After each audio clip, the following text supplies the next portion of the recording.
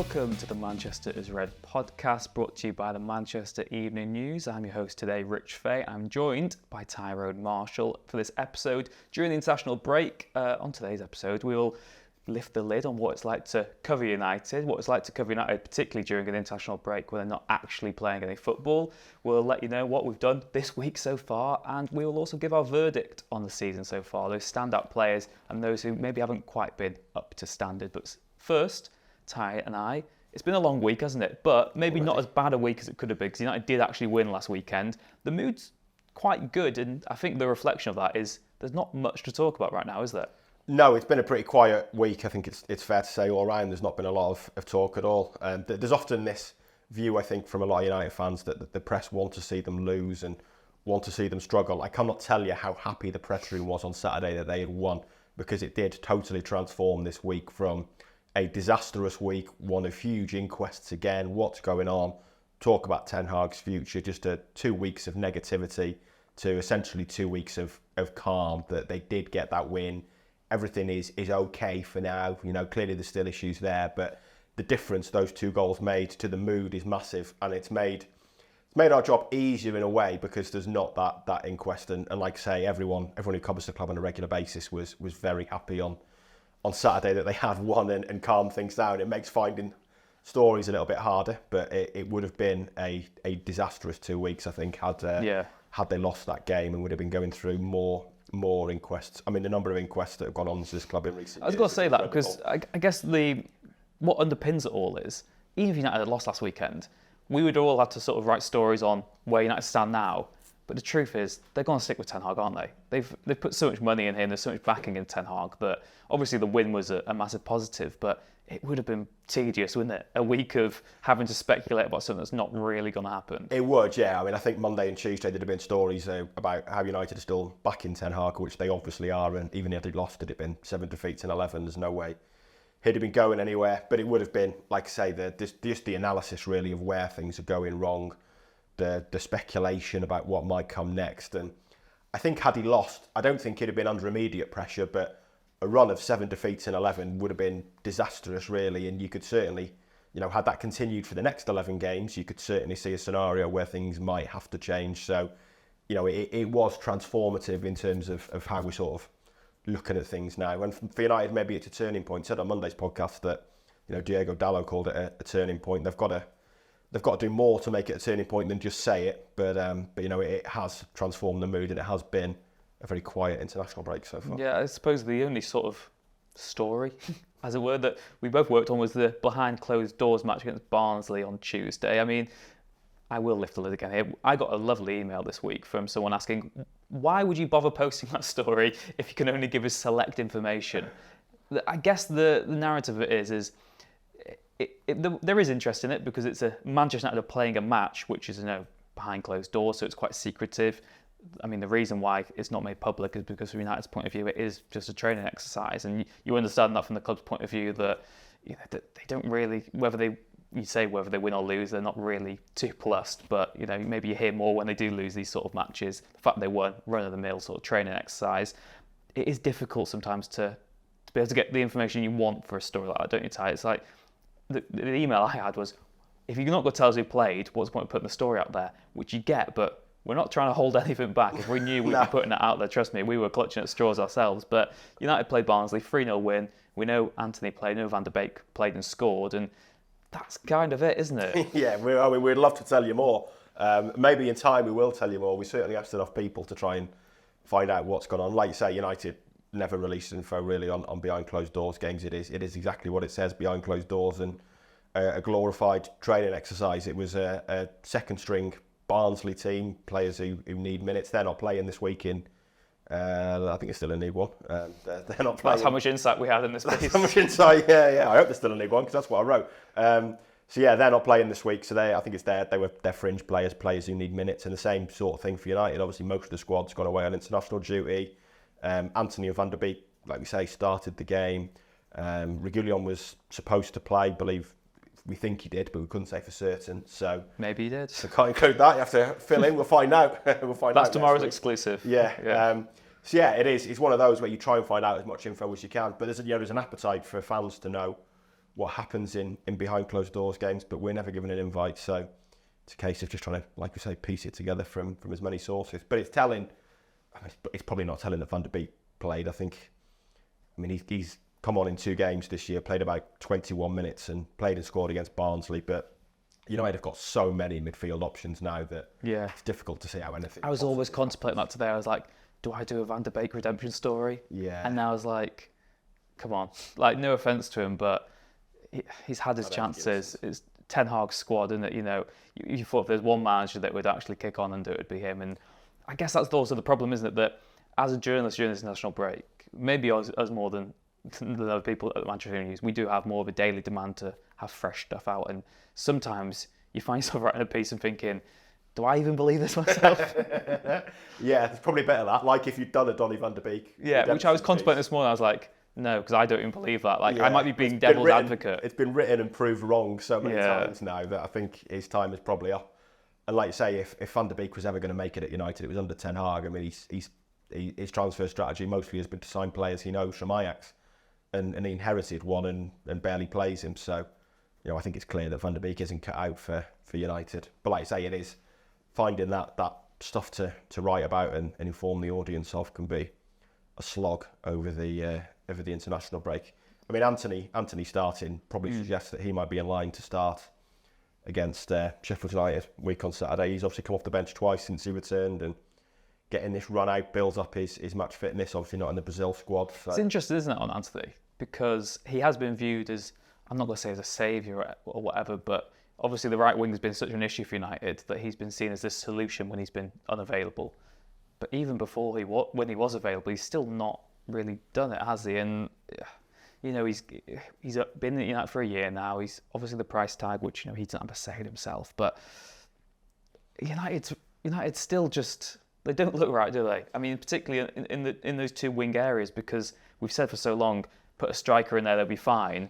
But now the service has gone, and it's interesting, isn't it? It is, yeah. I mean, Rashford's form has fallen off a cliff, as we mentioned on Monday.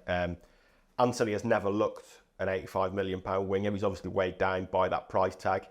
I think there was a theory at United in pre-season that he would improve for having like a back to goal striker in Højlund who can hold the ball up and maybe get the ball to Anthony further up the pitch. I think they want him getting possession in the final third rather than getting possession on halfway and having to carry it. I'm not sure he's a winger who carries the ball 30, 40 yards. We've seen he doesn't really beat a man. He's, I think we all know he's got that trick now, but it's not really a trick that's going to beat someone.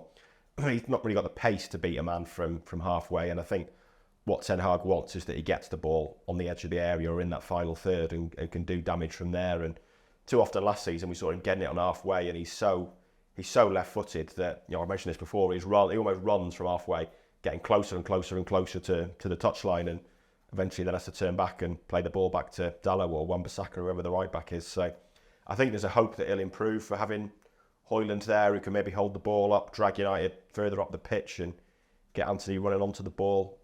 United are playing a higher line now, so maybe we'll see improvements from him. It's a huge second season for him, and something's got to click in that attack, because we've seen from Rashford that his form is shot to pieces at the moment. Højlund, we kind of get him what we knew we would. Some games where you think, what a talent, what a brilliant striker, and some games that just kind of pass him by, like Palace and Brentford, where he's not having the impact that you'd want from a United striker. That's understandable. United themselves are expecting that from someone who's 20 and fairly inexperienced, so they kind of need someone in that front three to really step up week to week now, and maybe it'll be Anthony. For those of you watching on video, we are on YouTube, we are on TikTok as well. I am wearing a lovely World Cup 94 jumper today. And speaking of international tournaments, Euro 2028, it's going to be in the UK and Ireland. It's not going to be at Old Trafford though. You've done a piece on that this week, Ty, sort of explain why it won't be there, and then another piece sort of explaining the wider implications of what that means for United, and just sort of bring us up to date with that. Why isn't Old Trafford going to be one of these host stadiums for Euro 2028? Yeah, well, I mean, we kind of knew in April it wouldn't be, because they were off the list then. The final stadiums have been confirmed this week. Been confirmed that the Great Britain and Ireland will be hosting the tournament. Basically, it was included on the FA's original bid submission to the first proposal to UEFA. Old Trafford was included on it.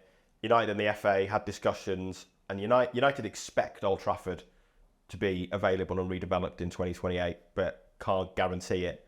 And obviously they can't put the stadium on the list. There's a possibility that come 2028, scaffolding and cranes will be in at Old Trafford and it'll be being redeveloped. So essentially United are going to miss out on having Old Trafford at hosting a global, a major football tournament. I mean, it just shows the state of the club off the pitch, really, and the ground they are losing under the Glazers. That 5 years from now, no one knows what state Old Trafford's going to be in.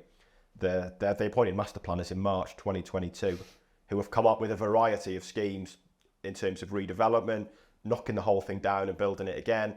Nothing's going to happen while the club's up for sale or the strategic review's ongoing. That's pushing 11 months now. So who knows? Come 2028, we've got no idea how Old Trafford will look, whether it'll still be standing, whether the roof will still be leaking. We just don't know. So they can't host European games. And I wrote this piece this morning, and I mean maybe the intro's a bit facetious and damning of United in a way, but it needs pointing out that at the moment the Etihad's undergoing a £300 million redevelopment, taking capacity above 60,000, 400-bed hotel on the site of the Etihad, a skywalk around the roof of the stadium. The City Football Group are the largest stakeholders in the Co-op Live arena on the site, which opens next year. In Euro 2028, a fan could stay at the stadium, on-site stadium at the Etihad, do the skywalk, go to a European Championship game at the Etihad, watch a concert at the Co-op Live arena. City are going to make a fortune from that, and that is what modern clubs are doing now. It's about investing when you're on top as well, isn't it? Something that United didn't do. Yeah, absolutely. And that ground now is going to earn money from, like I say, they're building a new museum. This skywalk is going to attract, it's close enough to the city centre, it's going to attract tourists. The 400-bed hotel is going to make them money. The Co-op Live arena is going to make them money. It's a year-round cash cow, basically. Old Trafford's, barely a football cash cow now. It's so run down. The hospitality needs improving, and the footprint of Old Trafford is big enough to do all of that City have done, but they don't because the Glazer family don't care. Well, I was going to say, from your personal point of view, what would you do to Old Trafford? Are you one of these who are in favour of renovation, or someone who thinks you cling on to the past too much, knock it down, build a better, more modern site, and make better use of that space? Yeah. Because I've seen lots. I do get the United narrative of, but this stadium is special. It's so different to any other special. Think of the memories you've had there. Think of the legacy you've had there. All the greats. But then on the flip side, you could say, well, that's your problem. You're clinging on to the past too much. I know United have such an intricate and interesting history, and those core values go way back to when the club was first founded. But look at your top four rivals at the moment, with the exception of sort of Liverpool. They've all moved stadiums. Yeah. And it's not really... Liverpool have redeveloped Anfield. And they've redeveloped Anfield. They're the exception there. And just as City fans, yes, they have a longing and they understand the importance of Main Road. But when they won the treble, they weren't thinking, God, I wish we were still playing at Main Road. Because, part of their redevelopment and them moving on to be this grand club now is the fact that they did move stadium. And I know they got a very good deal with the City Manchester Stadium with the Commonwealth Games. And you can't compare United to that directly. But the flip side of it for me is just saying, the whole club is stuck in the past to a degree, and maybe the stadium embodies that. Yeah, I think it definitely does. And like I said, they got a good deal with the Etihad and moving. There's no doubt about that. But they're kept on top of it. They kept developing it. The facilities there are phenomenal. There's a fan zone with capacity for 3,000 people that's coming with this redevelopment as well. That's going to make them a fortune on match day. And there'll be United fans watching this now screaming about 115 Premier League charges and state ownership. And of course, they are all legitimate points. But United make a fortune commercially. They could have done things with Old Trafford. They could have kept on top of Old Trafford, and they've not. And to me, that and what's happening with Euro 2028, the fact City are going to host it, they're going to have all of these facilities, this ability to make money year round, and United can't make any guarantees about what's going to be happening there in 2028. It does sum up the state of the club, and it sums up clubs going in opposite directions in Manchester for me. There's City are the club moving forward, and United are the club moving backwards at a rate of knots under the Glazers, and the stadium is the perfect example of that, because that site, and in terms of what they do, I can see both arguments really. I'm not sure I've really got a preference. It is I guess it's still a big stadium. Old Trafford, 74,000. You know, it can still be a great stadium, and to a degree, it is kind of a great stadium. It's still got that charm of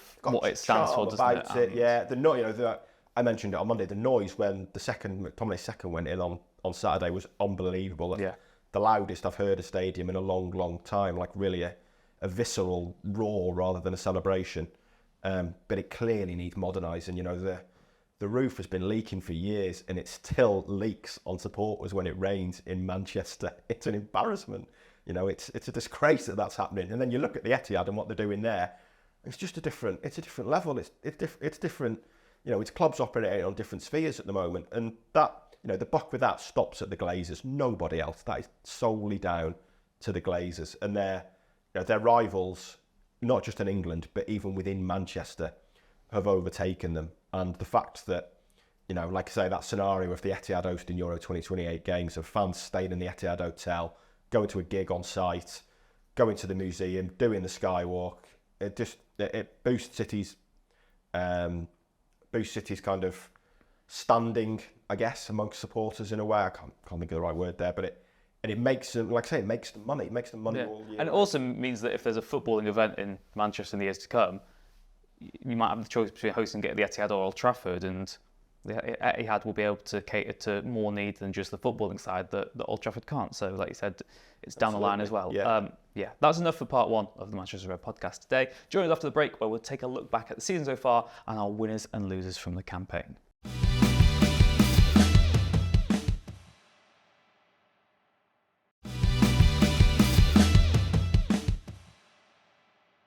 So welcome back to the Manchester is Red podcast, brought to you by the Manchester Evening News. Ty, then, it hasn't been the most enjoyable start to the season for Manchester United. There are a lot of areas of concern, but it's a week of positivity. They beat Brentford. Let's try to be positive. Who have been your standout United players so far this season? Who are those maybe silver linings on this very dark cloud? Scott McTominay. No, I mean, we were having this conversation before we came on air. I mean, it's hard to really think of too many. I mean, Dallo, I guess, has done fairly well at right back. Højlund, I mean, we'll come on to the signings. I think Højlund's done pretty well. There's certainly been enough moments from him to think that there's really something there. I thought Maguire was good on Saturday, and has kind of shown maybe he's still got a role to play as a squad player. And there's going to be, you know, there's a centre-half spot available for maybe 2 months with Martinez being out injured. Reguilon's not played a lot, but the games he did play, I think he exceeded expectations in terms of what he offered. But yeah, I mean, you go through that squad and the starting 11, I don't think there's anyone really screaming out as being good. Johnny Evans, you mentioned, I think Johnny Evans has been pretty reliable. Again, though, maybe he's a bit of the... I know he's good at Burnley away, but maybe he's sort of the Reguilon that bar was so low and expectations were quite low that it doesn't take much to exceed them. Do you know what I mean? No, I mean, I think he has, exactly. like you said, I think he has been good, and he was decent in that cameo against Palace in the Carabao Cup as well. But this is, to go Roy Keane again, this is Manchester United we're talking about. And if we're saying Reguilon and Johnny Evans playing good, playing better than we expected. Yeah, you know, it's not a ringing endorsement. What you said there, the signings then, Højlund, like we said, he's been real encouragement. Again, you know, the price tag, he didn't choose that, but he sort of played as we expected him to. He's still raw, he's unfinessed, but there is a player there that, you know, the right environment, the right nurturing, not too much pressure and expectation on him straight away, and he could be a player. Who else for you? Is there anyone else that's been signed that's looked positive permanently? I think the jury's still out on the others at the moment. Obviously, Onana, when he arrived in pre-season, and what we saw in pre-season, I think we all thought he was going to be a positive signing. Mistakes they've not crept into his game. They've bulldozed their way into his game really recently, and there's been a lot of them. And do you think he's being almost unfairly scapegoated at times for the wider failings of the team, though? You know, little protection from midfield, the amount of sort of chances at goal because the defence have been operating. But then, like I said, if you look at the goals he conceded, how many of them would you say are howlers? You know, not just mistakes, but howlers where it's inexcusable. We say the Sane and Jensen Jensen probably are the two you'd look at and think that they're howlers. Whereas the other ones are maybe a keeper who's lacking confidence, just not quite sharp enough. The other ones are maybe concerns about his technique, whether he's making himself big enough, whether he, for a goalkeeper who plays a very high line and is very aggressive in that sense, I think when there's threats in his area, he seems to stay on his line a lot and is maybe making the goal bigger. 1v1s, I think you'd look at the goal Taiwo Awoniyi scored again for Forest, and we all looked at that time and thought that's a bit strange, you know. Again, that was one of those goals where the fact that Awoniyi got to go through on goal like that wasn't just down to Onana, but then his actual fundamental saving ability was questionable. There were structural issues with that goal in terms of, well, I said there were structural issues. I mean, nothing has changed. There was no structure in terms of how they set up from corners, so it could happen again. But yeah, then Awoniyi almost bottled that chance. He took so long over it, but Onana just kind of jumped in the air and sat down and then got quite a big hand to a pretty poor finish. And you looked at it and just thought, well, maybe he's just been done by the eyes or something there. But then he went down so early for Icardi's winner against Galatasaray in a fairly similar situation that you're kind of looking at going like, right, okay, is that something technical with one-on-ones? And again, I think it doesn't help Onana that the areas he struggled in the most were the ones that De Gea was at his best in, because De Gea was an industry leader at one-on-ones, and particularly one-on-ones from, I think they're officially called like long distance ones, where a striker's running at you for sort of 20, 30 yards beforehand.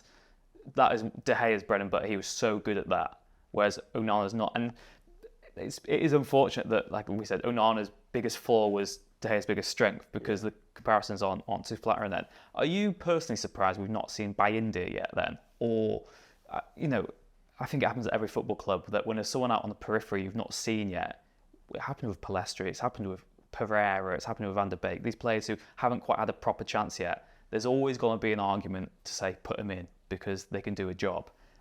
Do you think Ten Hag's doing the right thing by sticking with Onana, or do you think there's mitigation now? Because Bayindir isn't just some kid from the academy, whatever. This is a guy who played 160 games for Fenerbahce. He's played for the Turkey national team. He is obviously an adequate backup keeper, maybe with the ilk of a sort of Sergio Romero. Do you think he deserves a chance now, or do you think it's the right thing? No, I think you'd stick with Onana in the league for now. I was surprised Bayindir didn't play in that League Cup game, purely because I think you probably want to get. Bayindir or Heaton, Bayindir's seemingly is number 2. I mean, Fenerbahce fans don't exactly rave about Bayindir. Like I say, he's played for Turkey. I think it's 5 caps or something like that. I don't think he's their number 1. So there's, it'll be interesting to see him and see how good or otherwise he is. But I think he had a few injuries towards the end of his time at Fenerbahce, and like I said, I don't think Fenerbahce fans, 6 senior international appearances. Yeah, I don't think Fenerbahce fans were shedding too many tears that he'd gone maybe.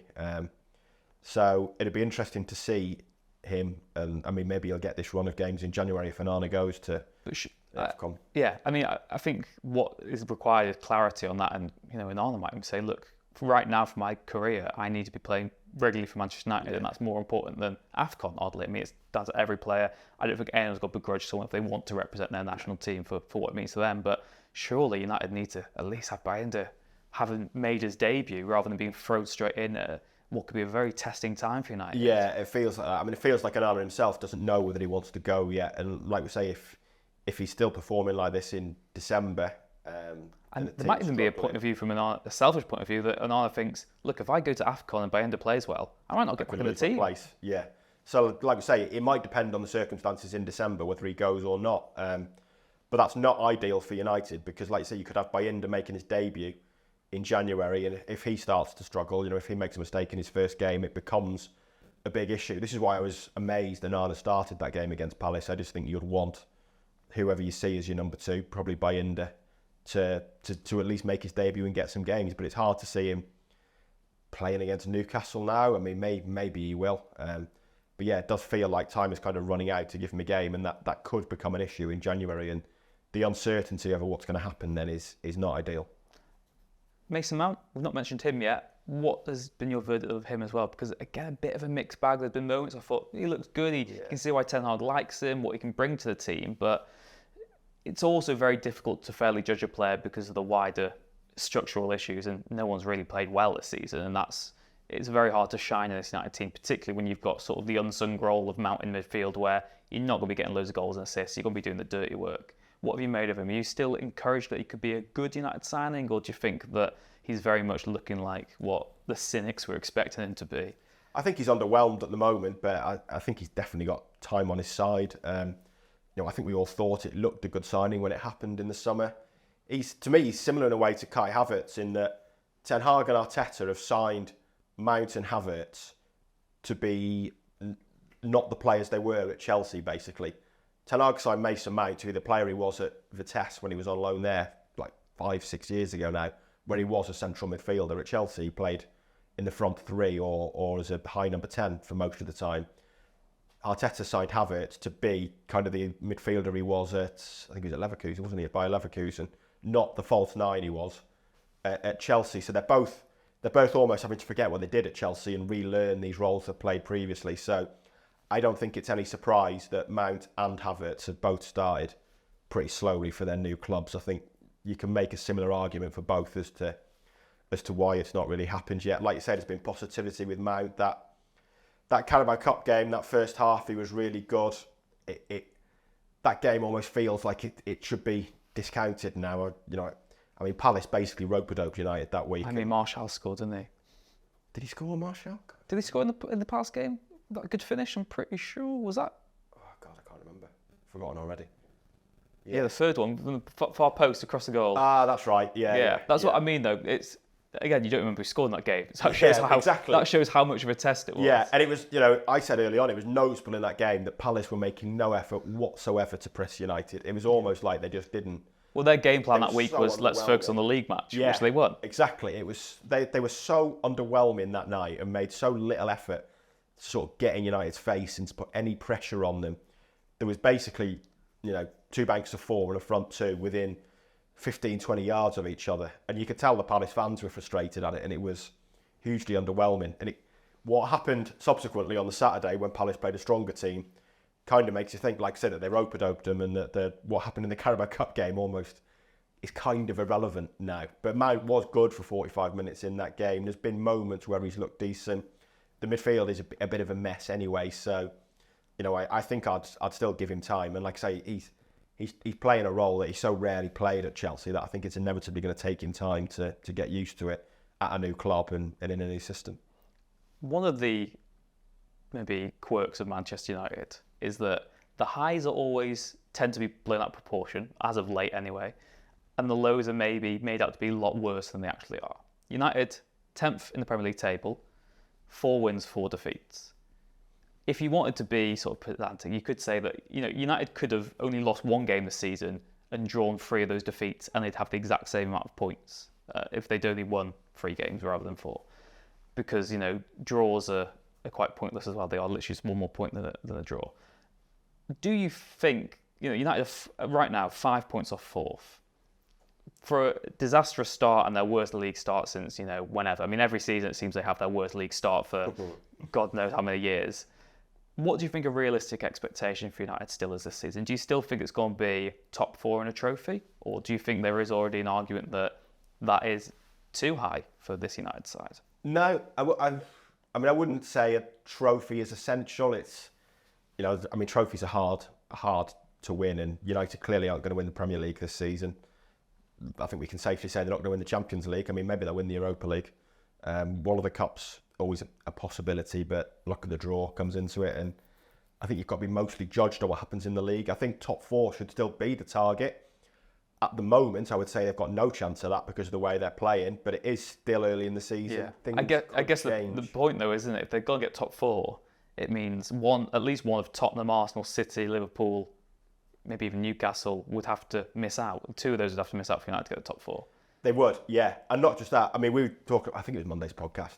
It might have been last week, actually, before Monday, so maybe the odds have changed. But at one point in the last couple of weeks, I think United were 8th or 9th favourites to get top 4, behind Villa, behind Brighton, behind Newcastle, and then behind the 5 other clubs in the Big 6. So there's a lot of competition there this year. Villa and Brighton have both had moments where they look good. Brighton's defensive record is disastrous. Both been absolutely smashed in games. Both have had by Newcastle. No, Villa beat Brighton themselves heavily. And Newcastle, Brighton lost at home to West Ham as well. That was it, yeah. Both have had moments where they look really good, Villa especially, but they've both got Thursday night European football. I think you'd expect United to finish above Brighton and Villa this year, and if they haven't, then Ten Hag is probably going to be under pressure come the end of the season. But it is, top four is difficult. Chelsea is suddenly looking like they're a decent team under Pochettino, and the current top four, I think, have all looked pretty good this season. I mean, Tottenham are taking huge strides. Have got no European football, which is going to be a massive help. City are City. Arsenal look to be similar to last season. There doesn't look like there's going to be a major drop-off there. Liverpool look to have improved considerably on last season.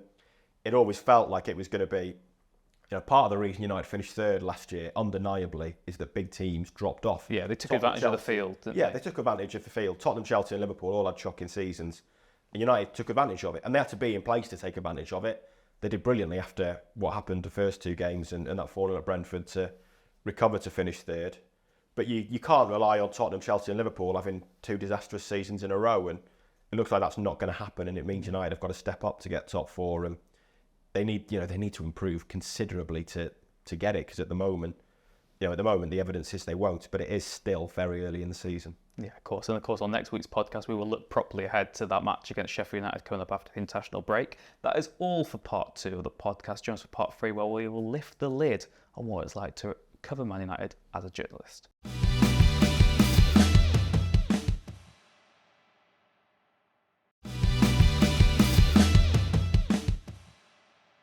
Welcome back to the Manchester is Red podcast then, part 3. And this is called Act 3, how a journalist covers United. And Ty, we both have the very privileged lifestyle of getting to cover United on a regular basis. And yeah, I suppose this is more of a chat really of what it is like to cover United. I mean, I think from what I've spoken to, some people are still quite shocked when they learn that we get to games 3 hours before they kick off, don't they? And there is this sort of routine of you get to the stadium 3 hours before, you get your accreditation, hopefully you know where to find it. There's some football grounds where they make it, the biggest challenge is finding out where you go to get it. West Ham, for example, it's like at the far end of the stadium, and then you take a lift underground to get your press pass, which is just so convoluted and confusing. But yeah, what is it like then to cover United? And what's a typical match day like for you? I mean, like I said, we tend to get there 3 hours before kick-off, and then I suppose the question is, what do you do for those first 3 hours? I mean, I would like to say the easy answer is to take advantage of the excellent food we normally get served at Premier League games, but there is more to it than that. We always run a live blog on games, which we provide a bit of colour to. They're often run from the office, but we're providing colour to. We have to do video content. Our audio and video producers are sat in the room here, and we love doing that, don't we, Ty? Their insatiable demand for video content, which we absolutely love doing. Best part of the job. Well, best part of the job, the video previews when we get to the grounds. Yeah, they're always fantastic. And then team news an hour beforehand, and part of it is, like I said, we're doing blogs and listening out for any tidbits, doing those video previews. Part of it is just speaking to club staff, media staff, you might be knocking around as well, to your colleagues, then reporting the team news when it lands, any lines that come from that in terms of people who are missing, and then the game. And it's always amazing how little. I mean, I always compare it to ratings. Obviously, Samuel's off this week. He normally does ratings, but I've done them for United. I've done them for City. I used to do them all the time when I covered Burnley, and I've never really liked doing them. Yeah, they're the one thing that fans seem to love. Every paper has ratings. And there's times where you see so little of the game when you're doing a live report as well, especially second half. You can spend half the time with your head in your laptop trying to write to get a piece ready to go on the final whistle, and you're almost reacting to the crowd noise of what is happening. And there's times when you come to rate. This is why when we get criticised for ratings, which we often do, like how on earth have you well, and it's also that it's twofold, because they are the most sort of objective part of your job. What maybe the part of your writing that gets the most scrutiny and, like you said, most interaction. Everyone's got to disagree with them. You will never put out a set of ratings and every fan will be like, spot on, Ty, you've done it, you've nailed this week, fair play, this guy, he knows his stuff. You're never going to get that. No. And then on the flip side, like you said, it is so hard to objectively be able to watch the match when you're having to do your other writing jobs. And even if you did just watch it at home yourself, if you listen to this, and try and fairly rate the 11 players against each other, where we sort of start off where a 6 is sort of the baseline. Yeah. That's sort of an inoffensive, just okay performance. Yeah. And then go from there. To get below a 6, you've got to had a bad game. To have above a 6, you've got to have had a noticeably good game as well. And then it's different ranks of how good that is. I mean, you look at like McTominay at the weekend. He comes on, has 4 touches, 2 of them are goals. Is that a 10 out of 10? Or is that below a 10 out of 10? Because, objectively, he's come on, done exactly what he had to do. He's got 2 goals. So that's a 10.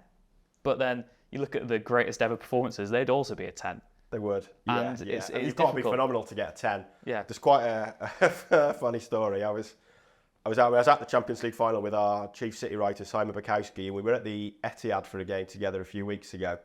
And in the press room there, they've got PDFs of newspaper cuttings from all their great games.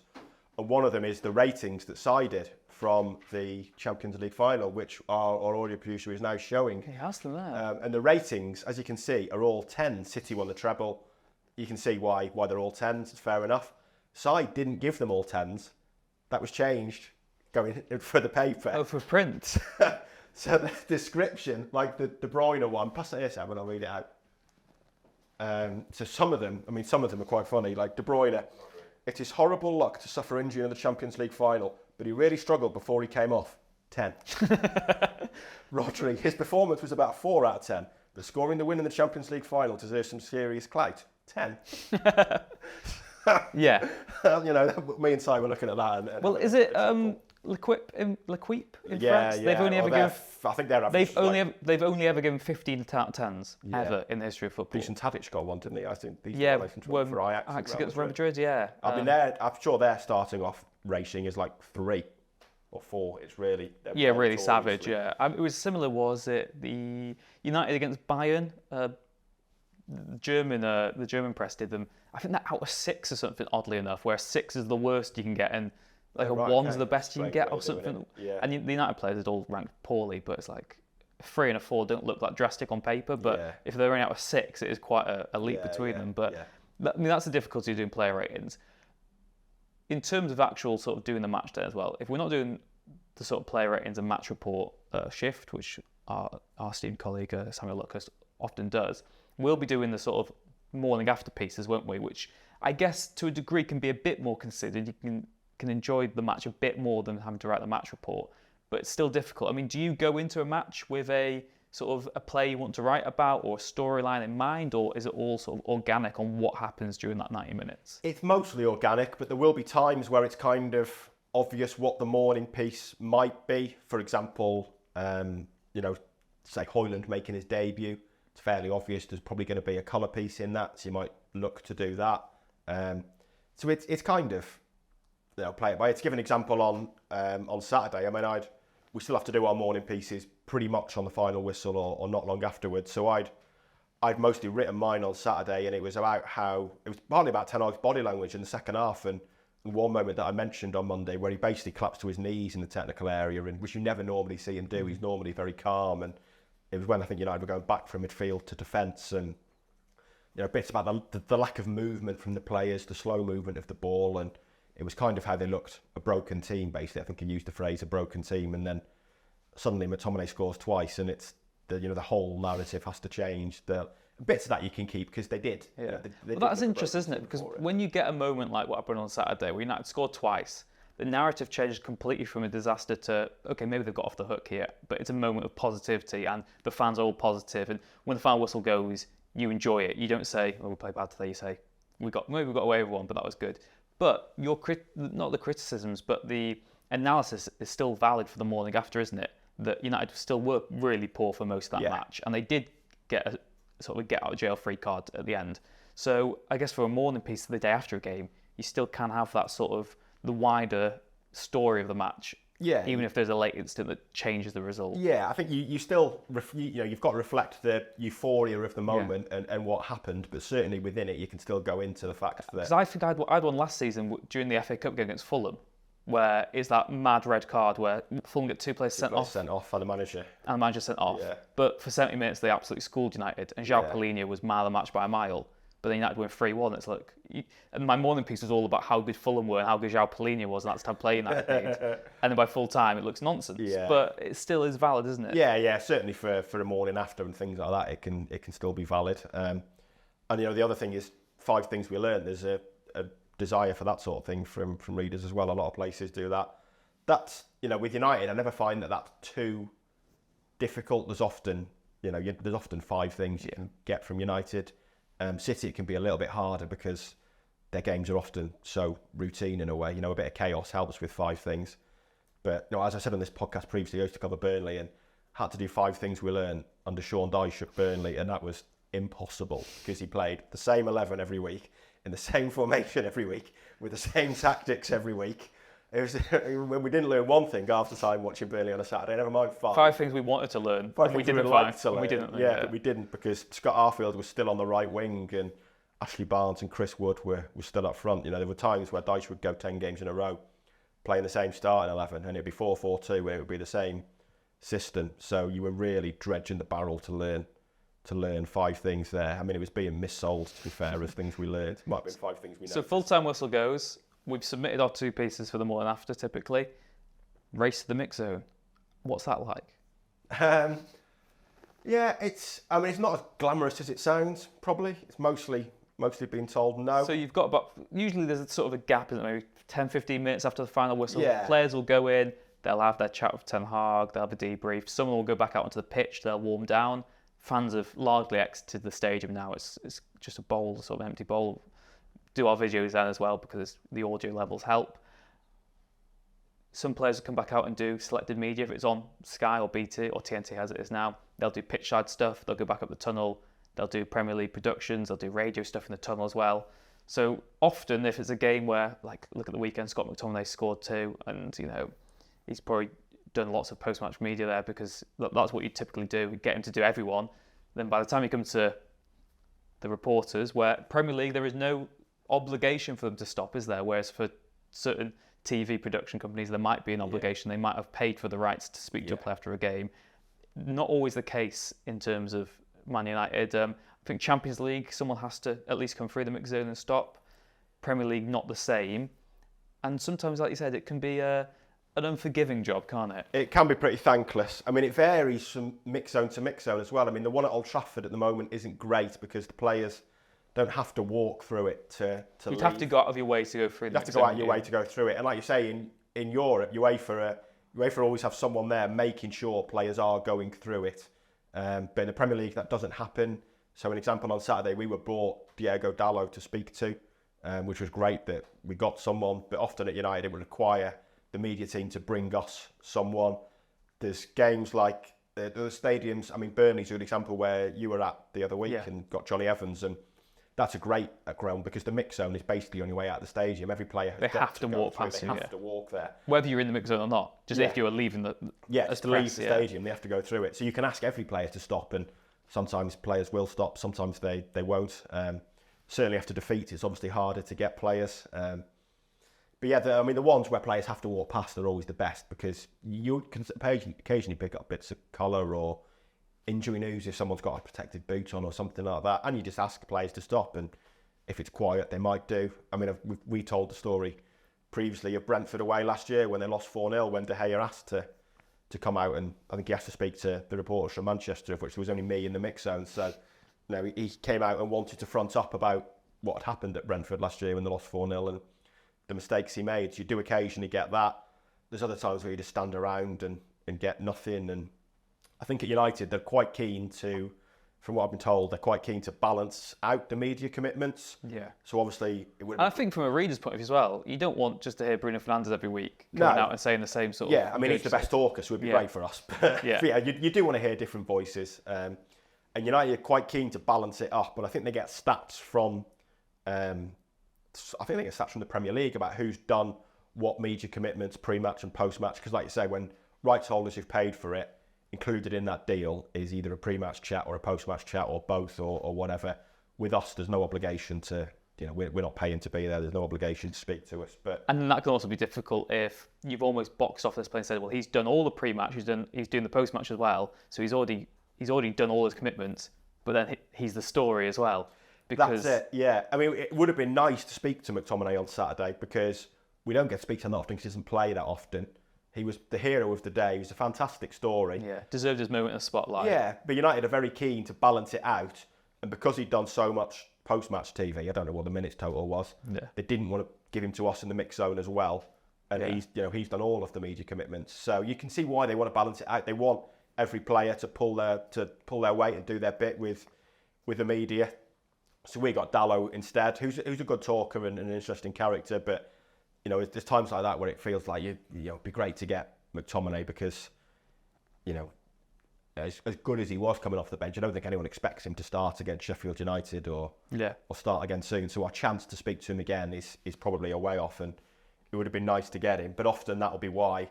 So it's not like I say, had it been a mix where everyone walks through, maybe you'd have thought, "Do you know what, I'll stop now because I want to bask in this moment," as I would have done if I'd scored twice at Old Trafford like that. I'd have stopped for anyone who wanted to chat. But because they don't walk through, we got bored Dallo and did Dallo. But yeah, it would have been nice to get McTominay. But you can see why United want every player to do it because, being frank, I don't think it's an aspect of the job the players particularly enjoy. No, I also get that to a degree as well. Their job is to play football. It's not to be a good orator. It's not to come out and have these inspirational words all the time. Some players just don't want to do it. They literally just want to play football, go home, and you've got to respect that as well in a regard.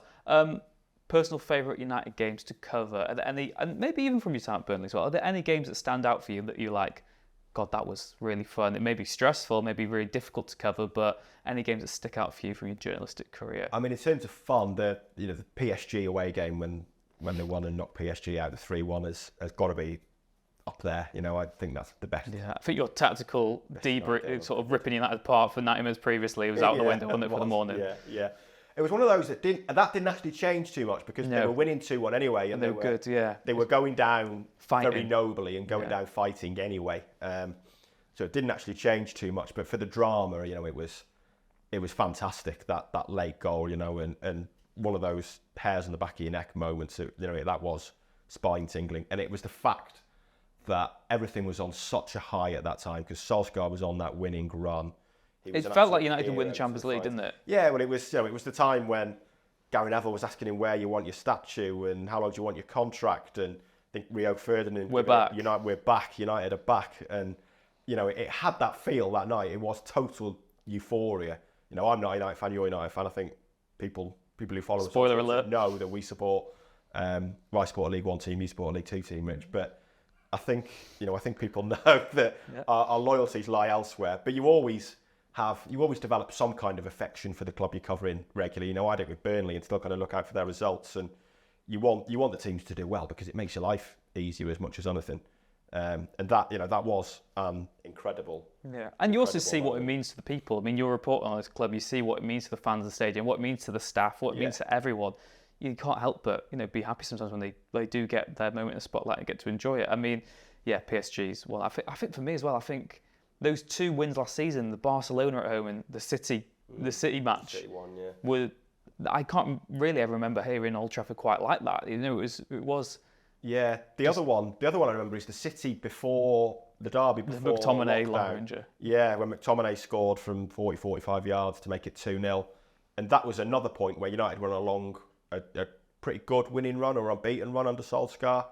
And it was pouring down with rain now. It was a Sunday afternoon. It was chucking it down with rain. They beat City 2-0 and that was incredibly loud. And celebrations went on. I mean, it must have been 10, 15 minutes for pretty much anyone left the stadium. It was really loud. Again, it felt like United were in a good place and going somewhere under Solskjaer. And I think with that, there was also the element that I think people maybe kind of knew that this was coming to an end, that, pretty soon games were going to be behind closed doors. And sure enough, that came to pass a few weeks later. But that was very loud and quite a memorable game. The conditions that day, the pouring rain, the 4:30 kickoff, the noise at the end, kind of added to a proper derby feel.